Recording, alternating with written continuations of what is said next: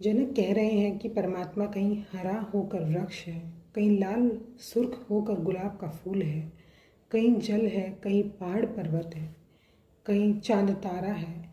ये सब उसी के चैतन्य की अलग अलग संगठनाएं हैं। सारा अस्तित्व एक ही ऊर्जा से बना है। उसका नाम है ऊर्जा के लिए विद्युत। नाम से क्या फर्क पड़ता है।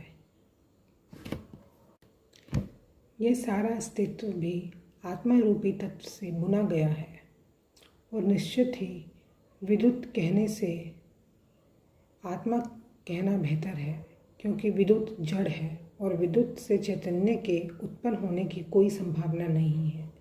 और अगर विद्युत से चैतन्य होने की संभावना है तो फिर विद्युत को विद्युत कहना व्यर्थ है, क्योंकि जो पैदा हो सकता है वह छिपा होना चाहिए।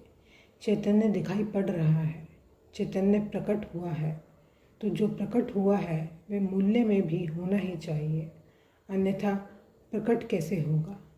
तुमने आम का बीज बोया, आम का वृक्ष प्रकट हुआ, उसमें आम लग गए।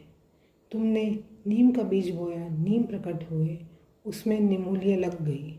जो बीज में है वही प्रकट होता है, वही लगता है। इतना चैतन्य दिखाई पड़ता है दुनिया में, इतनी चेतना दिखाई पड़ती है, भिन्न चेतना के रूप दिखाई पड़ते हैं, तो जो मूल संकट है इस अस्तित्व का, उसमें चैतन्य छुपा होना चाहिए। इसलिए विद्युत कहना उचित नहीं, आत्मा कहना ज़्यादा उचित है। आत्म विद्युत कहो, अगर चैतन्य को वहाँ डालना ही होगा। जो दिखाई पड़ने लगा है वह आया है, तो मूल में छिपा रहा होगा।